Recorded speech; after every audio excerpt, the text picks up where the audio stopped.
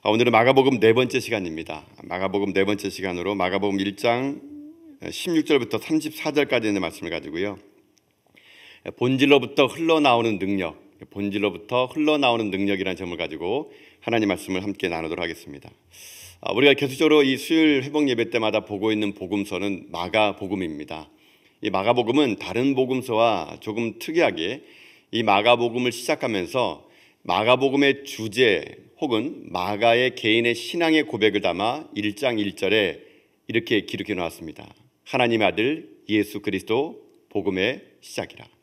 이게 마가복음 1장 1절에 마가의 신앙의 고백이면서 마가복음 전체의 주제라는 겁니다. 마태복음 같은 경우는 이 1장을 시작할 때 긴 족보로 시작되죠. 어떻게 예수님까지 탄생하게 됐는지를 쭉 족보로 시작하고, 누가복음 같은 경우는 이 1장에서 세례 요한의 탄생으로부터 시작을 하게 됩니다. 그런데 마가복음은 어떻게 시작하느냐? 그 시작 자체가 바로 예수 그리스도의 복음, 이렇게 시작을 한다는 것이죠. 그러나 이 마가복음에서 마가가 이렇게 1장 1절에서 고백하는 이 고백과 이 마가복음의 주제를 말할 쓸 때 당시에는 이 예수 믿는 것에 대한 이 극심한 박해가 이뤄질 때 이 마가복음은 쓰여지게 됩니다. 평상시 상황이 아니라 위기 때 이 마가복음은 쓰여졌거든요.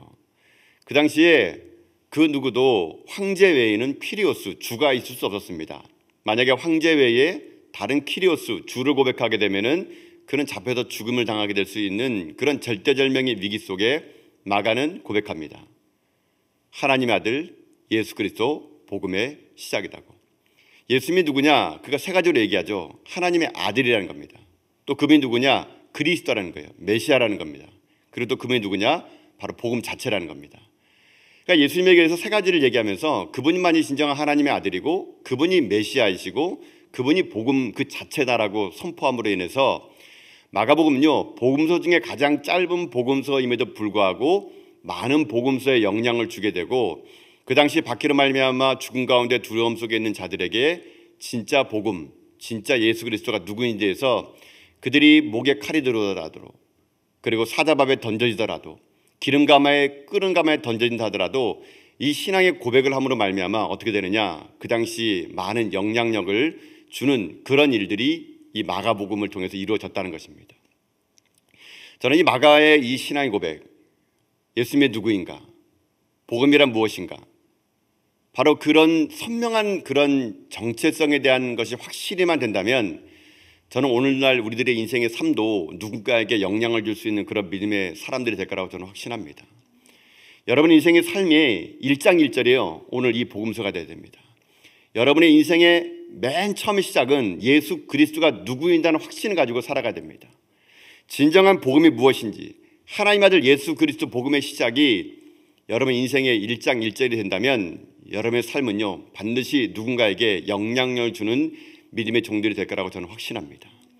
아무쪼록 여러분들이 이 땅의 삶을 살아갈 때 시대의 영향력을 받지 마시고요, 여러분이 시대에 영향을 주는 그런 믿음의 종들 다 되십시오. 여러분 한 사람 때문에 여러분의 가정은 바뀌어야 됩니다. 여러분 한 사람 때문에 여러분의 직장은 달라져야 됩니다. 여러분 한 사람 때문에 여러분의 캠퍼스는 달라져야 됩니다. 우리는 시대의 영향력을 받는 존재들이 아니라 내 안에 계신 예수 그리스도의 확실한 정체성을 가지고 그 예수 그리스도의 이름을 가지고 나가 이 시대 가운데 영향력을 주는 믿음의 종들, 여러분 그런 우리가 돼야 될 거라는 것입니다. 마가는 지금 1장 1절에서 그 선명한 복음의 그 선언을 한 후에 그 복음이 어떻게 이제 진정으로 이 땅 가운데 복음이 될 수 있었는가에 대해서 차근차근 이제 풀어가기 시작합니다. 오늘 그 복음에 대한 사역을 하면서 마가는요, 무엇을 먼저 기술하냐면 그 복음의 전달자, 그 복음을 이 땅에 나타낼 자, 그런 자들을 부르는 장면이 나오게 됩니다. 그런 자들이 누구냐? 바로 제자를 부르는 장면이 나오게 되는 것이죠. 그리고 제자라는 어떤 사람이냐면 복음을 전달하는 자입니다. 제자란 복음을 전하는 자들입니다. 제자란 예수 그리스도의 이름을 가지고 세상으로 나가는 자들이죠. 오늘 예수님께서는 그런 복음을 전달할 자들을 이렇게 부르셨는데 오늘 말씀 한번 볼까요? 먼저 여러분 17절 말씀 한번 보겠습니다. 우리 마가복음 1장 17절에서 어떻게 예수님께서 제자를 불렀는지 그 장면을 보겠습니다. 읽겠습니다. 시작.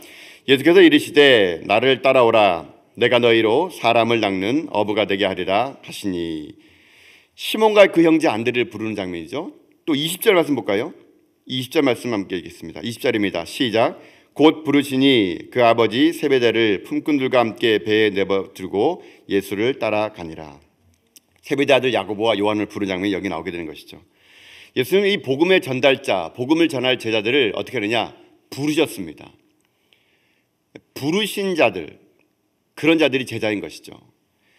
여러분, 그래서 예수님이 불러준 사람들, 그런 사람들이 그 복음의 전달자로서 삶을 살아갈 수 있게 되는데, 그래서 일꾼에는요 2가지 종류가 있습니다. 한 종류는 부르심을 입은 자가 있고, 한 종류는 내가 하겠다라는 사람이 있다는 것입니다.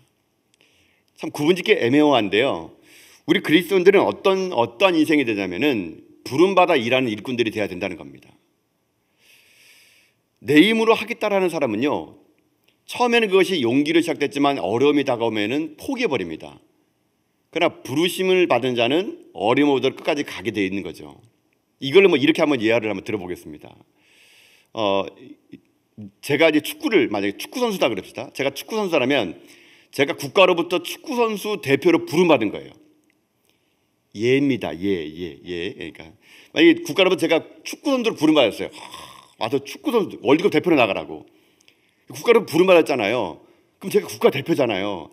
그럼 국가대표가 축구 시합을 하고 연습할 때 힘들다고 해서 포기하겠습니까? 안 하겠죠. 왜요? 나는 국가대표니까. 국가로부터 부름받아서 월드컵 대표로 나가니까. 이런 사람은 웬만한 어려움이 오고 힘든 일 오더라도 포기 안 합니다. 왜요? 국가로부터 부름받았기 때문에. 근데 내가 나가서 하는 경기 있죠. 뭐가 있습니까? 조기축구에. 아침에 다 조기축구 한번 해볼까? 그래가지고 조기축구 나갈 때, 여러분 조기축구는요, 내가 처음에 의지 가지고 나가지만 비가 오고 허리가 아프면은요, 언제든지 내일 나가지 뭐, 그만두지 뭐, 이런 게 조기축구입니다, 여러분. 그래서 우리가 누구로부터 부름받았느냐, 여러분 이게 중요하다는 거예요. 하나님은 우리를 부르셨습니다. 여러분 믿습니까?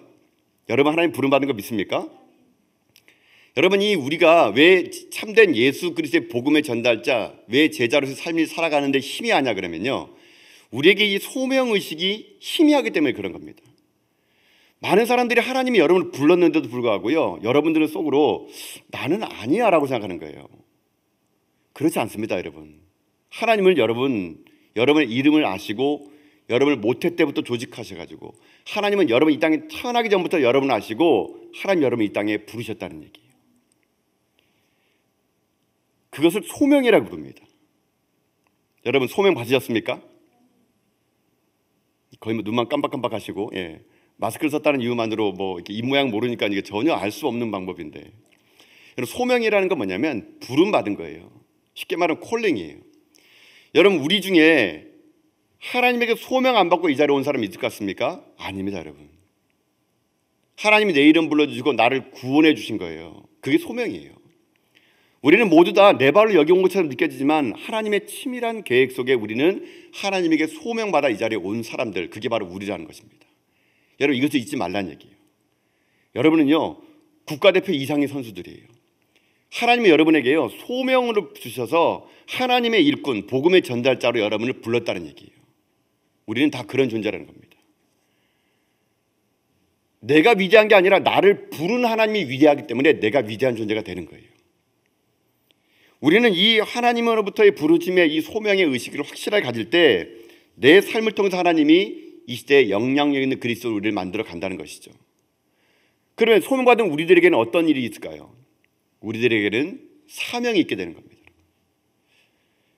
사명, 여러분 사명은요 미션이에요. 미션. 부름받아 마땅히 해야 될 일을 하는 거, 그게 사명이에요. 하나님은 우리 모두를 부르셔서 똑같은 일에 맡기지 않고요, 우리 달란트와 재능과 우리가 하는 그 분야 속에서 하나님이요 다양하게 우리에게 미션을 준 겁니다. 그래서 우리는 그 미션을 수행해 나가는 사람들이에요. 여러분 그렇기 때문에 여러분들 하나님께 불렀다는 소명의식과 함께 이 사명의식을 확실히 가지고 살아가셔야 돼요. 그럴 때 사명의식이 확실할 때 우리 가운데요 서로 간에 바라보면서 다툼과 원망이 없게 되는 겁니다. 왜 저 사람은 부름받아가지고 저런 자리에 설까? 왜 나는 부름받아서 이 자리에 설까? 우리 눈에 볼 때는요 사람들이 행하는 일들 보면서 우열을 막 점칩니다. 그러나 하나님에게는 결코 사명에는 우열이 없는 겁니다. 하나님은 각자가 여러분의 삶 속에서 여러분만이 독특하게 할 수 있는 그 영역을 하나님 맡기신 거예요. 그 맡기신 영역 속에 우리가 할 일은 무엇이냐? 충성되이 최선을 다하는 거, 그게 바로 우리들이 해야 될 일이라는 것이죠. 저와 여러분 사명은 틀립니다. 여러분 각자의 삶의 자리에서 그 사명을 발견하셔야 돼요. 그렇기 때문에 우리들의 삶 속에 그 소명의식 없이 사명이 없고요, 사명감 없이 당연히 소명의식은 없게 되는 겁니다. 오늘 이 밤에 저는 여러분들이 기도하는 가운데 하나님으로부터 부르심에 바른 확신이 여러분 설 수 있기를 축복합니다. 그래서 누구도 흔들 수 없는 그 소명의식을 가지고 하나님, 내가 이제 무엇을 하길 원하신지를 여러분 하나님께 여쭤보세요. 하나님이 여러분을요 그냥 재미로 부르지 않았습니다. 모든 한 사람 한 사람마다 다 사명을 주셨어요. 그거를 발견해야 되는 것이 우리들이 할 일입니다. 여러분, 그래서 교회는 모든 사람들이 뛰어야 됩니다. 교회는요 무슨 목사님들만, 장로님들만, 직분자들만 뛰는 건 아닙니다. 여러분 교회는요 유람선이 아니에요. 오늘날 왜 교회가 약해지냐면요, 자꾸만 우리들이 유람선식으로 교회를 만들어 간다는 겁니다. 여러분, 유람선은 뭡니까? 유람선은요 모든 배에 있는 탄 사람들이 일 안 합니다. 선장들, 선원들, 몇몇 정말 가판에 일하는 사람들, 이런 사람들만 일하고 나머지 사람은 어떻게 합니까? 놀고 먹죠. 맨날 유람선이기 때문에 그렇죠. 근데 여러분, 교회는 유람선이 아니라고 하면 뭐라고 얘기할 수 있냐면요, 교회는요 군함입니다. 군함. 여러분, 병사가 그 군함에 탈 때는요 놀고 먹자고 타는 병사 없습니다. 모든 군함에는요 모든 병사들이 각자 자기 할 일이 다 있습니다. 가판을 치운다거나 청소를 한다거나 포를 닦는다거나 모든 사람들이 다 일을 하는 것이 군함이에요. 교회는 그런 군함입니다. 하나님께 부름받은 사람들이 그 자기에게 받은 소명을 가지고 내게 맡겨진 미션을 수행해 나가서 영적 군함이 돼가지고요 이 땅 가운데 악한 마귀들을 무찌르면서 복음을 전달하는 자, 그게 바로 군함이에요. 그게 영적 군함이에요. 거기에 여러분들은 일꾼으로, 병사로 부름받은 사람이라는 거예요.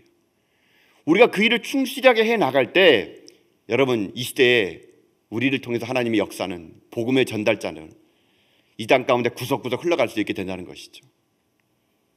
근데 너무나 안타까운 것은 오늘날 교회가요 이 군함의 의식은 사라지고 어찌 보면은 큰 배 만들어 놓고 배 자랑한 것 같습니다. 우리 배가 얼마나 큰지, 우리 배는 얼마나 화려한지. 여러분, 혹시 그거 자랑하고 있지 않습니까? 우리는요, 우리가 영적 군인으로서 부름받았는데 몇몇 사람들은 스타플레이 의식으로 일하고 누군가만 동무대로 일하고 누군가는 뒷짐거려서 그저 앉아있는 그런 모습. 여러분, 그런 모습을 우리는 깨트려야 됩니다. 다시 한번 우리가 하나님 앞에 부름받은 확신의 소명의식과 사명의식 가지고 내게 주어진 일을 충실하게 다함으로 말미암아 여러분, 우리가 그 부름 앞에 진정한 참된 일꾼의 삶을 살아가는 거, 여러분, 그것이 중요합니다. 오늘 여러분 삶 속에, 오늘 이 시간 기도하는 가운데 여러분에게 주어진 그 사명의식과 소명의식이 다시 한번 새롭게 재발견돼서 여러분 맡겨진 일에 충성하여 최선을 다하여 우리 먼 훗날 주님 앞에 섰을 때 착하고 충성된 종아, 내가 작은 일에 충성하였으니 큰 일을 더하겠다는 여러분 그런 말을 들으며 우리 생명의 면류관을 얻는 저 여러분 다 될 수 있기를 여러분 주님의 이름으로 축복합니다. 예수님 지금 이 땅 가운데 하나님의 일을 감당하기 위해서 그런 자들을 부르셔서 하나님은 이런 일을 감당하게 합니다. 근데 많은 분들이 제가 이제 목회를 하다 보면은 그런 일을 같이 합시다, 함께 할 수 있을까요? 이 권유할 때마다 항상 하는 말이 있습니다. 무슨 말입니까? 기도해 보겠습니다. 이런 말 합니다.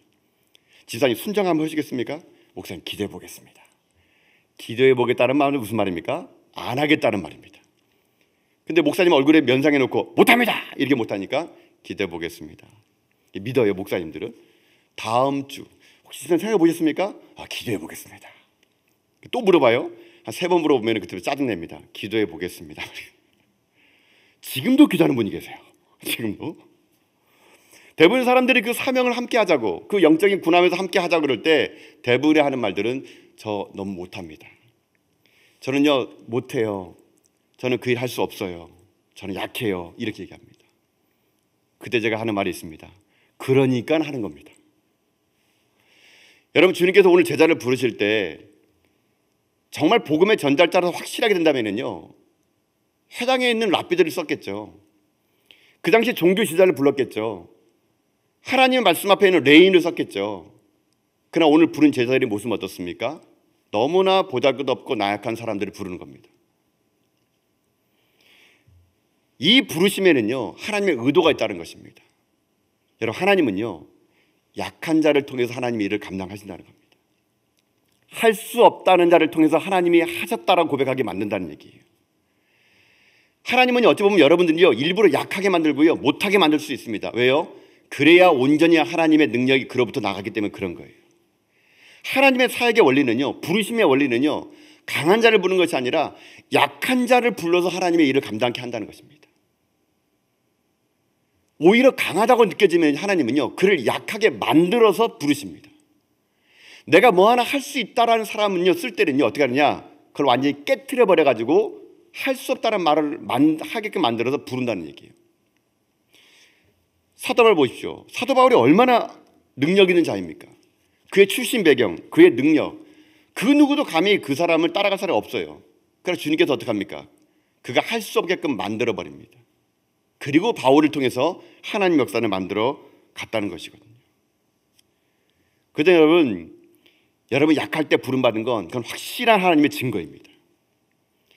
여러분이 아무것도 할 수 없다고 느낄 때 누군가가 여러분에게 사명과 소명을 얘기하면 그건 하나님의 부르심이에요. 여러분, 그때 내 힘 의지하지 말고 하나님이 의지하고 나갈 때 하나님은요, 그런 자들 통해서 하나님 역사를 만들어 간다는 것입니다. 인간들의 시각으로 볼 때는 너무 약해 보이지만 여러분, 하나님의 시각으로서는 그 사람이 하나님의 복음을 잘 전달할 자이고 하나님 능력을 전달할 수 있기 때문에 그런 자를 부르신 겁니다. 다윗 보십시오. 다윗은요, 8번째 아들이기 때문에 택함받은 것이 아니라 8번째 아들임에도 불구하고 택함받은 거예요. 그의 아버지 이새가 사무엘에 왔을 때 7번째 아들까지만 소개했어요. 8번째 아들 다윗은 생각 속에도 없었습니다. 그러나 하나님은 8번째 말째인 그 다윗을 통해서 하나님은 이스라엘 왕국을 만들어 갔다는 것입니다. 여러분 지금 약하십니까? 할 수 있는 게 아무것도 없습니까? 하나님은요, 마른 막대기를 통해서 홍해를 가르시는 분입니다. 하나님의 부르심은요, 결코 후회가 없으십니다. 하나님의 부르심 앞에서 약한 그 속에서 나의 약함을 통하여 하나님의 강함이 나타나는 것이고 나의 무능력함을 통해서 하나님의 능력이 나타난다는 것이에요. 여러분, 그러니 여러분이 그 하나님의 부르심 앞에 진정한 강함의 모습으로 서십시오. 진정한 강함의 모습이란 겉모습이 아니라 하나님을 의지하는 믿음이 있는 사람이 진정한 강함의 모습이에요. 나 비록 약하지만 하나님을 신뢰하고 하나님을 믿고 나가는 그런 믿음, 그게 진짜 강한 용사라는 것이죠. 예수님은 지금 현재 공생을 시작하시면서 그 복음의 전달자인 제자들을 그런 약한 가운데 불어 사용하십니다. 그리고요, 하나님의 나라의 권세를 그에게 부어주십니다. 지금 예수님은 그의 공생을 시작하시면서 특별히 제자들에게 이제 하나님 나라가 어떻게 이 땅에 펼쳐지는가를 얘기해 줄 때 오늘 크게 3가지를 얘기하죠. 안식일날 회당에서 가르치는 일들, 귀신을 쫓아내는 일, 베드로의 장모를 고치는 일이 나오게 됩니다. 근데 오늘 본문을 시작하면서 특이한 게 무엇이냐면요, 이 귀신을 쫓아내고 베드로의 장모의 열병을 고치는 사건 하기 전에 예수님이 회당에서 가르치시는데 이 가르침이 나머지 모든 사역의 핵심을 오늘 얘기해 주고 있는 겁니다. 그러면 부름받은 사람들, 약한 가운데 있는 제자들, 복음의 전달자인 우리들이 오늘 예수님께서 무엇을 우리에게 말씀해 주기 원하시는 것인가? 우리가 수많은 사역들, 귀신을 쫓아내고 베드로 장모 열병을 쫓아낼 수 있는 그런 능력은 도대체 어디서부터 오게 될 것인가? 오늘 우리가 한 가지만을 붙잡기 원하는데 그 말씀을 읽어보고 우리가 다시 한번 하나님의 그 말씀 속에서 삶의 원리를 적용해 봅시다. 여러분, 오늘 말씀 마가복음 1장 21절 22절 말씀 보십시오. 우리 마가복음 1장 21절 22절 한번 읽겠습니다. 시작. 그들이 가버나움에 들어가니라. 예수께서 곧 안식일에 회당에 들어가 가르치심에 뭇사람이 그의 교훈에 놀라니 이는 그가 가르치는 것이 권위 있는 자와 같고 서기관들과 같지 아니함이라. 여러분, 오늘 여기에서 예수님이 행했던 게 하나 나옵니다. 오늘 21절 22절에서 예수님께서 공생을 시작하시기 전에 제자들을 부르시고 회당에서 말씀 먼저 가르치세요. 근데 가르치는데 그 가르침이 여러분 어떻다 그럽니까? 22절 하반절을 보면은 권위 있는 자 같고 서기관 같지 않다라고 하면서 서기관들의 가르침과 예수님의 가르침의 차이를 얘기합니다. 그게 뭐예요? 권위 있다는 겁니다. 권위가 있다. 그러니까는 서기관들과 틀린 게 뭐냐면 서기관들은 단지 많은 그 성경의 지식을 아는 거예요. 그냥 지식만을 전달했던 거예요. 서기관들이 말할 때는 지식으로만 들려왔는데 예수님이 가르칠 때는 지식을 뛰어넘은 권위의 말로 들렸다는 얘기예요. 이게 차이점이라는 겁니다. 다시 말하면 예수님에게는 지식 전달을 뛰어넘어 영적 권위, 영적 파워, 그게 예수님에게 있었다는 얘기예요. 근데 그 권위가 예수님의 모든 사역의 핵심이었다는 것입니다. 그렇다면 이 권위가 뭘까라는 겁니다. 이 권세가 뭘까라는 겁니다.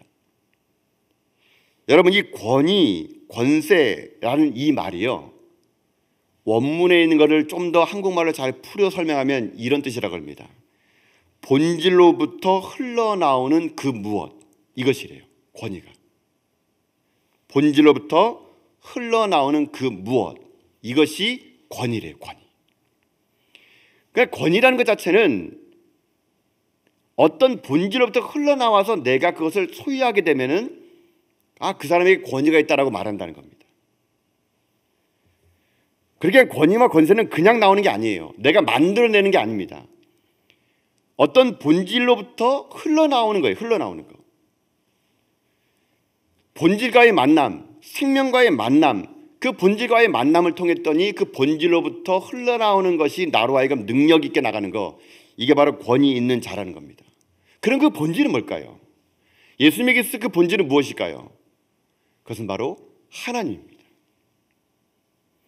예수님은 그 권위, 본질로부터 그 능력을 부여받은 거죠. 우리가 잘 아는 것은 예수님께서는 늘 언제나 하나님과 함께 동행했습니다. 늘 언제나 깨어서 기도했고 하나님과 교제했고 습관을 쫓아 사명 미명에 나가 한적한 곳에서 기도했습니다. 예수님은 끊임없이 본질로 돌아갑니다. 본질로 가까이 간 겁니다. 본질과 친해진 거예요.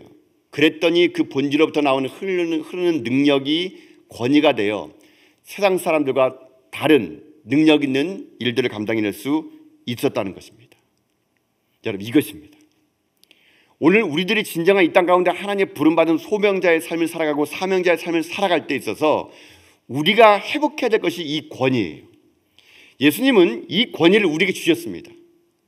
예수님이 이 땅 가운데 우리들도 더러운 귀신을 쫓아내고 열병을 꾸짖으면 병이 떠나가고 이 땅의 악한 영혼들이 약한 영에 대해서 선포할 때 그들이 떠나가는 권위와 권세와 능력을 우리에게 주신 거예요. 우리가 그 권위를 회복하려고 그러면 우리에게 필요한 게 무엇입니까?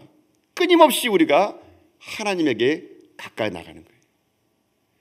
말씀에 가까이 나가고 말씀 가운데 하나님 만나는 거, 여러분 이것이 우리에게 필요하다는 얘기예요. 여러분, 타이틀이, 직분이 권위를 나타내는 거 아닙니다. 어떨 때는요, 제가 볼 때는요, 우리 믿음의 성도들 중에서 정말 딱 보면 영적인 권위가 있는 분이 계세요. 목사님 제가 보더라도 저분 볼 때마다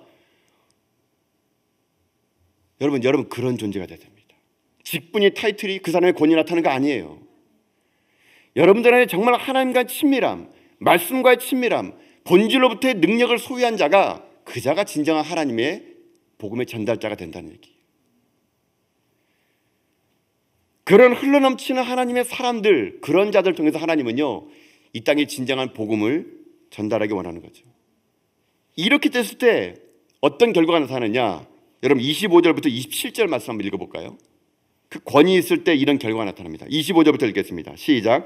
예수께서 꾸짖어 이르시되 잠잠하고 그 사람에게서 나오라 하시니 더러운 귀신이 그 사람에게 격려를 일으키고 큰 소리를 지르며 나오는지라. 다 놀라 서로 물어 이르되 이는 어찌미냐? 권위 있는 새 교훈이로다. 더러운 귀신들이 명령한 즉 순종하는도다 하더라. 아멘. 여러분 보십시오. 다 놀랬대요. 진정한 하나님의 권위가 흘러나왔더니 사람들이 놀라는 거예요. 여러분, 이것이 뭔지 아세요? 이것이 부흥이에요. 진정으로 하나님부터 온 권위를 가지고 선포했더니 다 놀라 두려워 떠는 거예요. 영적인 충격이 지금 그 현장에 나타났던 겁니다. 영적인 쇼크가 나타났던 거예요. 사람들이 물어보는 거예요. 이거 어떻게 된 거니? 얘기합니다. 권위 있는 새로운 교훈이다. 지금까지 그저 지식의 전달자, 그저 아는 걸 풀어 설명하는 것이 아니라 예수님 그분 자체는 하나님이시기에 하나님과 친밀한 관계를 가지시고 하나님과 늘어지나 기도하며 동행했더니 그게 본질로부터 흘러나왔던 그 능력이 권위가 있어가지고 세상을 놀라게 하고 세상을 쇼크를 주게 되고 더러운 귀신이 쫓아갔대요. 이 더러운 귀신이 여러분 지금 어디 온지 아십니까? 안식일 날 회당까지 온 귀신이에요. 말씀이 선포되는 안식일 날 회당에 귀신이 들어왔는데 그 누구도 그 귀신을 못 쫓아낸 거예요. 근데 누가 쫓아냅니까? 권위 있는 자가. 꾸짖어 쫓아내니까 귀신들도 그 말을 듣고 명령에 순종하여 도망갔다라고 오늘 성경은 분명히 우리에게 얘기하고 있다는 것입니다. 여러분, 이런 거룩한 쇼크가 우리 주변에 일어나야 됩니다. 여러분, 이런 거룩한 쇼크를 이 땅 가운데 선포하며 살아가야 돼요. 여러분이 한 번 말씀을 전할 때마다, 여러분 누군가에서 기도할 때마다 여러분 이런 능력이 흘러가야 됩니다. 그 결과 어떤 일이 생기느냐? 여러분 28절 볼까요? 28절 보십시오. 28절 읽겠습니다. 시작. 예수의 소문이 곧 온 갈릴리 사방에 퍼지더라. 여러분, 주님은 이런 일을 오늘 우리에게 일어나게 원하십니다. 예수 그리스도의 소문이 이 땅에 가득 일어난 일들을 여러분을 통해서 오늘 일어나기를 원하십니다. 오늘 우리가 다시 한번 그 예수 그리스도의 권위를 회복하고 그 권세를 회복하고 하나님과 친밀함을 통하여 우리가 더 말씀에 깊이 가고 더 하나님과 친밀해지고 기도 가운데 들어가게 되면 우리에게 잃어버렸던 이 권위가 회복될 때 우리는 이 시대에 다시 한번 우리 가운데 있는 사명이 새로워지고 다시 한번 이 시대에 하나님의 복음의 전달자가 되어서 이 땅에 세상을 놀래킬 만한 일들을 감당하는 우리가 될 거라고 저는 확신합니다. 여러분, 이 일의 주인공이 되지 않겠습니까? 여러분, 이 일의 중심에 서고 싶지 않습니까? 하나님의 거룩한 이름을 가지고 세상에 나가 이 땅에 거룩한 쇼크를 나타내고 거룩한 충격을 나타내고 그 권위가 여러분이 본질로부터 흐르는 능력을 여러분 소유하여서 여러분이 이 땅 가는 곳마다 이런 일들이 여러분 일어나는 저는 그런 믿음의 종들 다 될 수 있기를 여러분 축복합니다. 하나님은요 지금도 이 일을 여러분에게 맡기셨습니다. 그 2000년 전에 예수님께서 갈릴리 어부들을 불러 사용하여 그들에게 권위와 권세를 줬던 그 능력을요 오늘 주님은 다시 한번 우리들에게 부어주어서 우리가 그 일을 행하기를 하나님은 원하신다는 것입니다. 약하다고 난 할 수 없다고 나 같은 사람이 뭘 할 수 있냐고 여러분 말하지 마십시오. 하나님은요 약한 여러분을 통해서 그 권위의 힘과 능력을 주어서 여러분을 통해서 이 땅에 하나님의 거룩한 일들을 만들어내기를 원하십니다. 우리는 모두 다 복음의 전달자들입니다. 여러분 생명이 나고 호흡이 끊어지는 그날까지 예수 그리스도의 소문을 이 땅에 전파 나가고 이 땅에 본질로부터 오는 그 흘러넘치는 능력이 여러분과 소유된 가운데 여러분이 참된 예수 그리스도의 제자의 길을 걸어가는 여러분 그래요. 여러분 삶이 진정한 복음의 길을 걸어가는 저 여러분 다 될 수 있기를 여러분 주님의 이름으로 축복합니다.